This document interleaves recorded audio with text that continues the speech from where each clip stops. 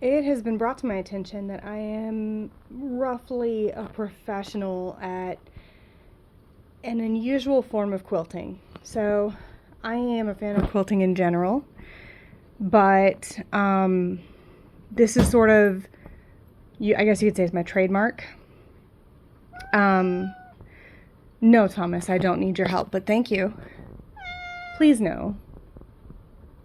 I apologize in advance if my cat jumps in here. A few years ago, I had somebody request that I make a bookshelf quilt for their daughter.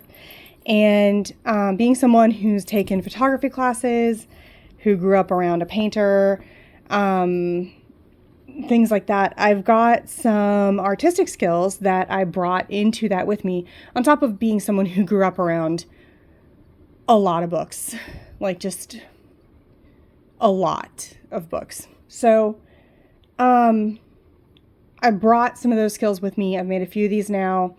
So first of all, let's start by talking about some of the prep work that I do in advance. I have gotten book covers in a number of different ways. That first one, the dad found a way to get book covers printed on t-shirts. I told him I just needed them printed on 100% cotton. And then if he could do that, I would make it. And he called my bluff. I say that. It was a fun project. So here we have 2 stacks of book covers. These were done with materials that I picked up at Joann's. I used to work there, so a lot of these materials I will have gotten at Joann's. So if you ask, that's probably the answer that you're going to get. Not required for you to purchase anything from Joann's, especially as they are now closed. Bye, Thomas. Okay. This first round of printings was not perfect, but I did books that were for me. With that round anyway, this stack of books over here was more like what I thought other people might want. So I printed some banned books and just various titles that I thought would be popular. I was very judicious in my choice of book covers when I was downloading images for this purpose. I made sure to find ones that had either the covers that were most recognizable to me or covers that I thought were artistically interesting. So you can probably tell some thought was put into picking these out. Also, they were printed different sizes. A friend of mine helped me. She had an inkjet printer. You do need to use an inkjet printer for these transfer materials because most printers will heat up the ink in order to deposit it onto the paper. But as these are designed to be iron-on materials, that would destroy the material that you're working with. So another thing, because they're designed to be iron-on transfers, you will have to make sure that they're printed reversed, or that the images are reversed before you print them. So when you do print them, or when you do go to iron them onto the material, you are able to have the image be facing the right direction. So next piece, I used 100% quilting cotton. I think it was Kona in just white, one of their whites. And then I made sure to have at least 1/4 inch. I spaced them out on the, I cut apart the book covers and spaced them out really well on the fabric to make sure that I would have room to cut them apart and then trim them down to at least 1/4 inch seam allowance. This first set that I did for myself is just 1/4 inch. The set that I did later, I went ahead and gave myself more like 5/8 of an inch. That gave me some more room for just general, potential issues. You can tell that this doesn't have the same shine to it. You can kind of tell where something went wrong in that first batch. So really glad that I did the 2 sets. I'm still working from the same stack of book covers that I prepped in advance easily half a decade ago. So just some information there. I keep this set. I just had a little plastic bag laying around left over after purchasing some supplies, and I just keep them in this little plastic bag for safekeeping. Just so the cats can't, scratch them or something. So one thing I like to do in my free time is make fabric that I purchase into pre-cuts.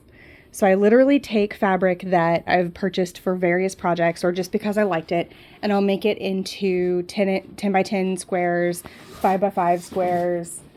Thomas, I swear. Okay. 2.5 inch strips. And then a lot of times there's just like a strip left over. And that strip might be an uneven width, or I might cut a 10 by 10 square down. That's where I got this one. I cut some 10 by 10 squares down a little bit for a project and saved this inch that was left over. The great thing about the bookshelf quilts, is you can do anything from an inch all the way up to, this is such a scant inch too.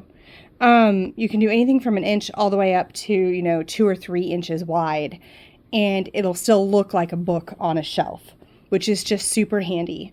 So that means it's great for scraps. You can also use different heights. So you'll notice in here that a lot of these already have black sewn onto the top, just like some of the book covers do. You may have noticed, okay. You may have noticed that some of these book covers already have black sewn to the top. The optical illusions at work here include using a solid background color to create the sense that these are all books that are stacked on the same shelf. And then that negative space, the solid black makes up a negative space that blends together. This is a trick that quilters use all the time. I know you know what I'm talking about. But these strips at the top here, I have a lot of these where I sewed the strip at the top and then cut it into different sizes of strips. So like this one here, there were several of these when I cut them apart, but I had, maybe 5 or 6 inches wide of fabric, sewed a 5 or 6 inch piece of black to the top, and then I subcut the whole set just to make it easier. As I'm going through and choosing strips for a book, I will pull them out and it'll make a mess, and I end up just setting those over here, and then later I'll go back through and put them back in. Been working on a few of these this afternoon, evening, whatever. And you may notice that these are all just like sorted onto literally, it's literally just a little wooden tray that I painted some years ago, and they're all just sorted on here. And I like it because it's got handles and I can just pile them on here, and it's just easy. This is just where I keep mine. You can do whatever works for you. You notice also I've got a lot of strips here, including some licensed, all different holidays, just all of it, because I literally just pull random strips from other projects, because at its heart, this is a scrap quilt, which is one of the things I love about it. I do not use pins very much in this project. Oddly, I use a lot of, I use a lot of inability to focus a camera. I use a lot of Wonder Clips, and I use, of all things, bobby pins. The reason being is when you're actually sewing the strips together, you've already got them all trimmed.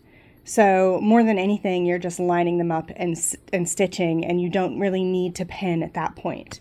But where you do end up needing to keep your materials together, and I sometimes do use safety pins for this, is when you're picking out a stack of materials to go with a book cover. So let me show you what that looks like. So what I do is I pick out a book cover and I put it on a comic book board. And I know many of us already use comic book boards to store fabric. But so I already have them around. I also happen to be a comic book nerd as well, so I do already have them around. And I use a couple of Wonder Clips to just put the book cover onto the comic board, because I don't want to put holes in the cover and create permanent holes in the printing. And I don't want to put holes in the comic book board. So I do sometimes pin the fabric to the fabric, but I really rely a lot more on the Wonder Clips and the bobby pins, and here's why. These straight pins, you would need a lot of them, and they're still pretty flimsy. But a couple of bobby pins and a couple of Wonder Clips will go a long way to holding your whole selection together.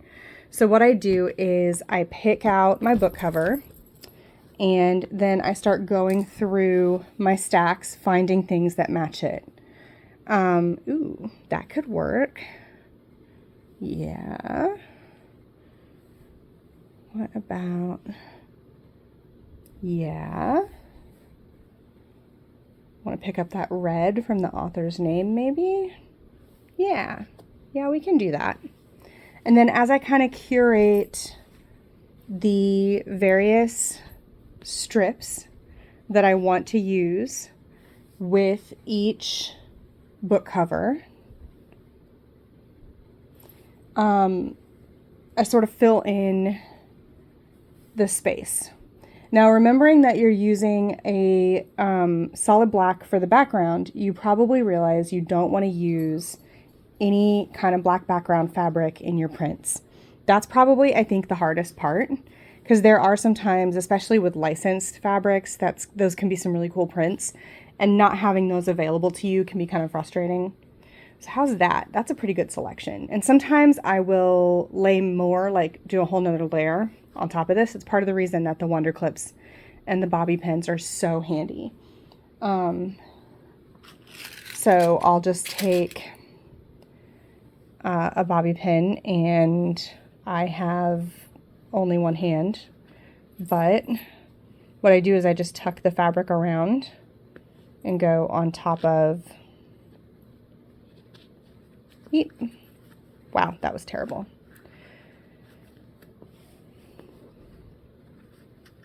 Let me focus on this. I'll just tuck the fabric around and, okay, here. Tuck the fabric around, and then you just slide the pin over, holding all the layers. That's why you'll see I have them at a diagonal to just hold multiple layers in place. And I just find that works best. That's the easiest way. And it cuts them all off on both ends, so you can kind of see it without seeing the different lengths of the fabric to distract you or anything like that. I do occasionally, I'll have, 2 books in the same series, and I might organize those based on where they are in the series. Or in this case, I'm going to try and bring the colors together. I'm going to try and pull colors from this book and colors from this book and like pull it together. In this series, this is book 6, and this is book 16, I think. But those are 2 of my favorites from that series. Well, that's not fair. This is one of my favorites from that series. This book had not come out yet when I was printing the covers, so I was just really excited. I do like it, though. I also have, I have a wide variety of books. It also works well. Anytime there is a cover, you can do this. So we've got the classic Bradbury short story, A Sound of Thunder, and I've just found a really cool book cover for it. Just found a really cool cover for it, even though it's only a short story. So if there's a cover, you can do it. So it can be short stories, it can be comic books, it can be a series, it can be classic literature, it can be modern science fiction, whatever you want. So let me show you what the next step after this is. There you go. I pinned it. All right. So once you've got your selection put together, what you're going to do is you're going to take your pieces and you're going to just assemble them into something. And maybe that has a book cover in it. Maybe it doesn't. So here I've got Dragonflight. That is part of the Dragon Riders of Pern series. And I just decided to stick a box set next to it that's all the same height. You can see I just sewed the black on across, all the way across. So I didn't even try to make them look like they were different heights. I always just call that a box set whenever I don't even try to make them look like they're different heights, right? These are actually Lord of the Rings box sets without The Hobbit. So I only have so many copies of The Hobbit. So I need to print some more Hobbit covers because this is a great one. Most people love this book. And it's a great one for these purposes too. These colors match the colors of printings of the books with the jewel tones, the green, red, and blue jewel tones. You got the Hobbit over here, and then a thin white or silver book to be the Silmarillion, just to be your extra content. And this is such an easy one to do because people immediately recognize it. And this one on the end here would actually be a little bit thinner after it's sewn because, you know, you lose some for the seam allowance. And then you can see how that is kind of distinctive. Some people will get it, some people won't. It'll look pretty to the people who don't get it, and to the nerds who do get it, it'll be super satisfying. And then from there, you just, from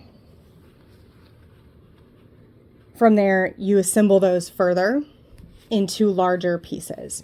So those might look like, so here I've got some more book sets, and sometimes I'll just pick out fabrics that I like together and then sew them together and then set them aside pre-made. And that can be really handy. You'll see why. You end up needing a lot of filler to make up the space in the blanket in order to make it big enough to actually function as a blanket. So you do need a lot of filler. So you can't always be imitating existing book sets. I'll put it that way. So when you add those together into larger sets, you might get something like these. And you can see how these are kind of, you know, bigger, kind of unwieldy. They're not consistent across the top. So I'll come back in and I will trim this down to a uniform size. And when I do that, what happens is there's a couple of things. First of all, some of those optical illusions I was talking about earlier, you want it to look like an actual bookshelf that somebody actually has in their house, right? We don't all go around lining up all of our books by size. We just don't. Sometimes they're in order by author or a section of books we like, and sometimes they're the same size and sometimes they're not. So maybe you have a horror shelf that looks more like this, and there's some empty space, and there's some that go all the way to the top of the shelf, and there's some that have labels, and there's some that don't. You might have, this was a real, me doing my own version of a real bookshelf that was across the room from me at the time as I was curating this set, and I was trying to roughly match the colors of the books while also keeping them distinct enough from each other. This one, you can see I decided to see how thin I could go, and it did not go super well. The yellow one came out okay, but that green one kind of uneven and kind of vanished in there. And that's easy to do. Got an uneven seam over here too. Very easy to do. Sometimes, like I said before, I'll just pick out colors that I like and I'll sew them together. And then what I've been doing is trimming them to a set size, and that set size has been about 12.5 inches. And then I have different heights. So this one is about, let me see, about 7.5 inches tall, as is this one. You can decide what size pieces you want to work with, but I decided that, you know, X number of 12.5 inch blocks across would be the width of the blanket that I wanted. And then what I've done is the top shelves are about 7.5 inches tall, but the bottom shelves are more like, you know, 9.5 or 10 inches tall. So here you can see one of those cool optical illusions. You may have noticed some of the individual pieces I had black fabric on both ends. And this is why. So they can be put into the bookshelf sideways. And so what I did is I made this inner section first from here to this down here. And then I took these two and I sewed them together. And then I laid it across, sewed that on. I lined up as best as I could these corners with where the edge of that was going to land. And then sewed that on. So then I was left with a piece that was this wide, and it had black sticking off of both ends, and had a piece of black here. But it was long enough that I was able to then add on these pieces on the end and then just trim them evenly. So I added on 2 pieces over here and this one over here, and then I just trimmed it evenly across the top. And it creates this illusion of books that have been put into the shelf sideways. And if you are not somebody who does that, I promise you it is a thing people do. Important detail here. This 9.5 inch block, I'm probably also going to have 11.5 inch blocks in my final product. Here is another 9.5 inch block. Got Weird Science. This was one of the book covers that came up for that Sound of Thunder short story, and I just thought that was so cool. Got some Ursula Le Guin, Wizard of Earthsea. Love that. And then these Gaiman ones that are taller, larger books are probably going to turn into my 11.5 inch tall shelves. And because I know somebody's going to say it, yes, I am aware that he's been canceled. You may have noticed I started this a long time ago. And you're not going to make me go back in time and have a bad experience with these books, because it was in the past and my experience was wonderful. I may not have chosen to put them into this project if I started it more recently, but here we are. And I'm not sorry. I'm not, because I loved reading those books. This is another one. These are actually the third and fourth books in this series, so I just put chunky strips on either side. And then what I'll do is I'll probably use something like this or this, and then have a stack of books that's going the other direction, separating it from the next set of books that I put on that shelf, because that way it'll be very clear this is a complete set of books. Maybe that will make sense to somebody and they'll immediately recognize why I did that. Maybe it won't. It doesn't matter. So the reason that we do the cut blocks of a certain size, I learned that the hard way. It is hard to make a huge, long, 6 foot wide, 5 foot wide single shelf and assemble it. So this is a way of breaking these into more manageable blocks that you can assemble more like a traditional quilt. You may have noticed some of the old school looking hard bindings on some of these blocks, like this guy here. And I'm just going to show you real quick how I did that. I used, and yeah, this is from Joann's, but you're going to find a lot of fabrics like this, where they're just a strong stripe in jewel tone or strong colors. And having grown up around a lot of old leather-bound books, jewel tones are a great way to get this vibe, to just consistently get this vibe. And this, I believe, was marketed as a Christmas fabric when I got it. It works super well for this purpose. I still have just a couple of scraps of it laying around. And then what I did is I put it onto solids, because the solids I felt like did a great job of complementing without overpowering this stripy material. And you can see how by cutting different sizes and sometimes doing 2 pieces, sometimes doing 1 piece, I was able to get a different effect with each of these, and the different widths of this fabric creating different images as well. So I just used strips of that fabric that had been cut long ways and sewed them onto, chunks of these solids. And then I just cut them from there. You can literally see exactly where I did that on some of these. And like I said, jewel tones are a great way to make sure that you reliably and consistently get this effect of these old leather-bound copies. And sometimes I did, one color, sometimes I did 2. There's nothing that says it has to be overly complicated. And these are also something that I just prepare in advance, which is why I have a whole bunch of them just waiting to be used. So, what is the end goal here?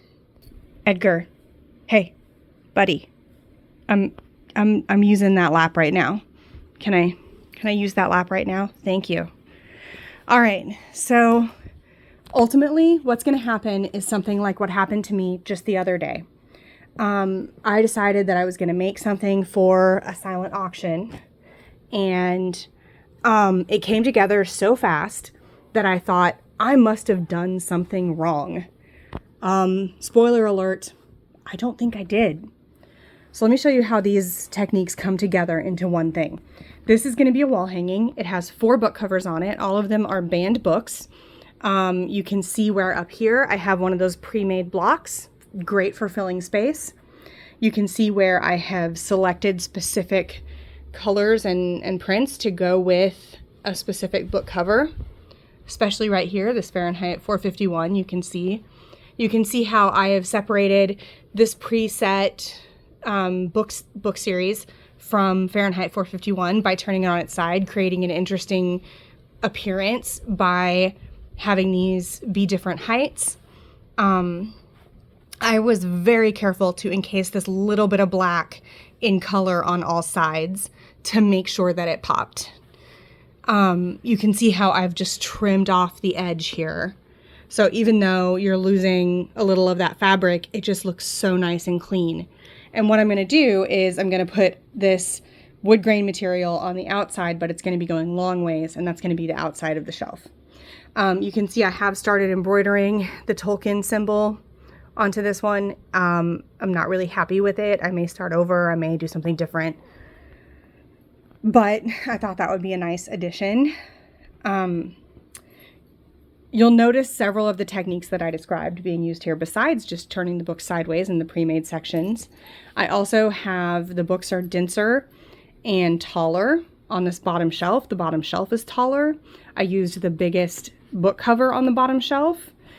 I have books turned sideways here to separate this section from this section. Not that there's actually a reason why they needed to be separated.